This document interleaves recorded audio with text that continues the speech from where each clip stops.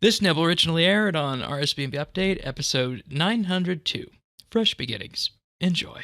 I think we want to talk a bit about quests, and we kind of alluded to here that there's a good number of quests at the very beginning that, you have oddities like Merlin's Crystal that are worth 6, and then you have not Jungle Potion, Druidic Ritual that are worth 4 and whatnot, and getting to those 25 quest points to get that first magic dice and 250k GP is relatively easy once you get some stats in. And I know, Thaxi, you're planning on doing a bunch of quests and whatnot this weekend, and you have been. I earned so far 48 quest points in the last 24 hours, and that's not overly stressing on it, but literally all just multi-questing around the free-to-play areas. I've completed at this point, I think, 27 quests,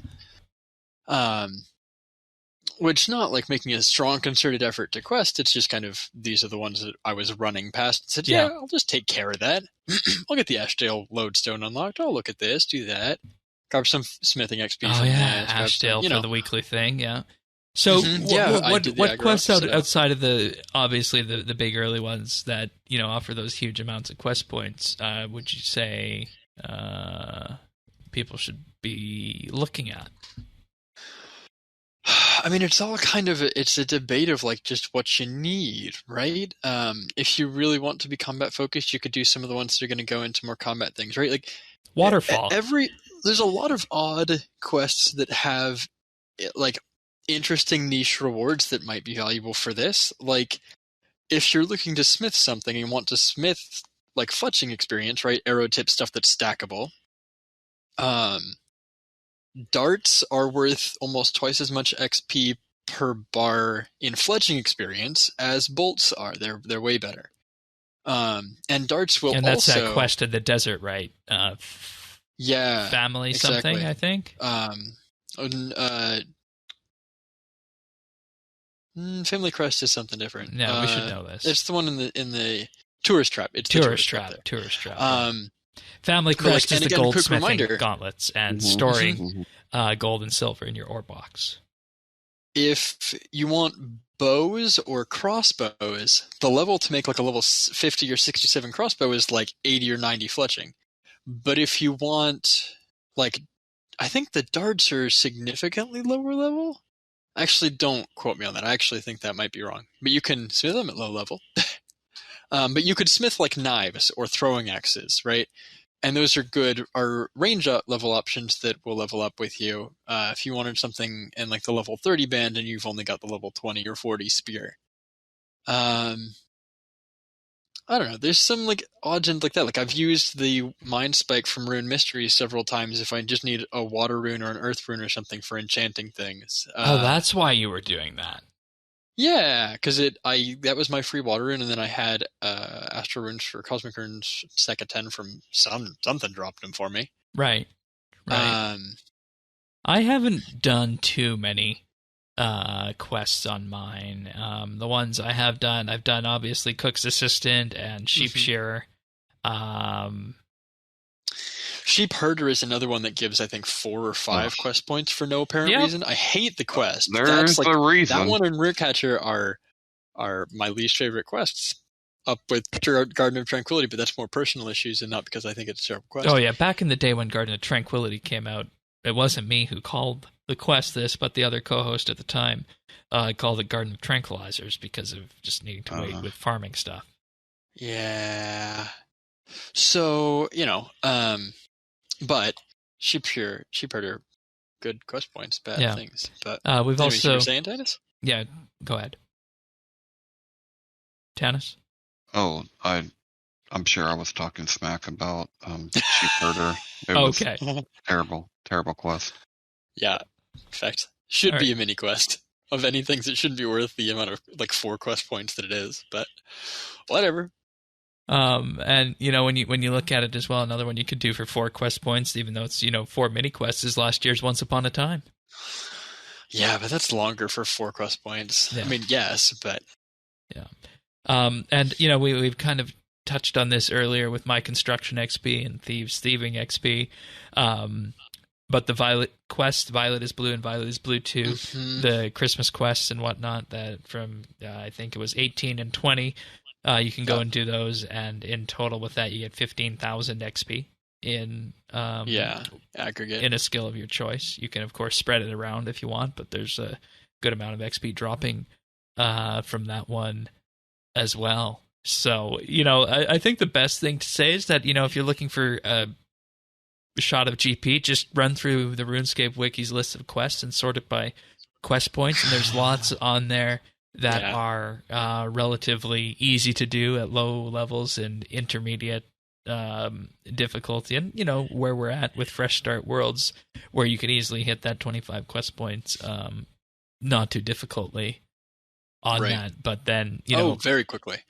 Also, each skill page on the wiki has a list of quests that awards XP for the skill, and one of the things I'll be doing soonish, because I have level 40 construction now, is the Total Combat mini quest from last year, because that gives another 10,000 construction XP, which, as we talked about earlier in the show, construction XP is expensive.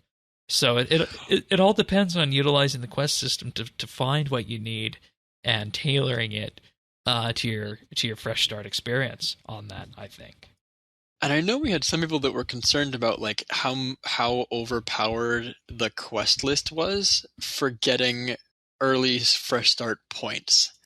And like I'm sitting at 5,300 points right now and 58 quest points, right? Like, I am clearly not an argument for this, but also quick reminder that my quest list has, I think, 267 items left on it, right? Like, I'm only getting 1 or 2 skill points for those things, and I've completed almost all of the free-to-play quests. There are not a lot of fast quests necessarily left on my list. I have a lot of quests that are going to take a long time and give me 1 skill point. Right, so it looks deceptive in that regard, but it will slow down. It's an early injection of things. Does it, because like each level is only 5 progression points, and that slows down the longer you go too. Oh, true. But like quest point wise, right? Like, you get 400 total quest points, so it's going to be worth at maximum, I believe that's 10,000 fresh start points if you got all of them. Every single quest point in the game, right? Is that good math? Probably. I don't know. I trust your math over mine. 100, 1,000, 10,000. Yeah, so it's 10,000 points. So at most, and 433 quest points. So, you're looking like 10,000, 500, whatever it is. 10,000, 11. You're not getting much over. Or I guess that's close to 11,000, isn't it? Either way, out of the 20,000 points you need for all of the unlocks, especially like the artisan unlocks that are higher level, that's not anywhere near enough. And let me tell you, if you're getting a quest point on Fresh Start Worlds, you're not racing for much else. Like, a lot of those quests take, true. Like, I know how long that takes. I've done that within the last year. Put simply, they're XP waste if you're going for any of their. They're incredible XP waste. Well, you've got this XP multiplier going. They're very time consuming, and like, if you're space barring through the whole quest and you know exactly where you're going, and even with the quick start guides and everything, you could get it done, right? Like, quest point cape is decidedly achievable, but you're gonna have to really commit to that quest point cape. And the number of points you get isn't even enough to unlock all the rewards. Now, given the total level that is going to be required to get through all of those quests is going to get you the rest of the way.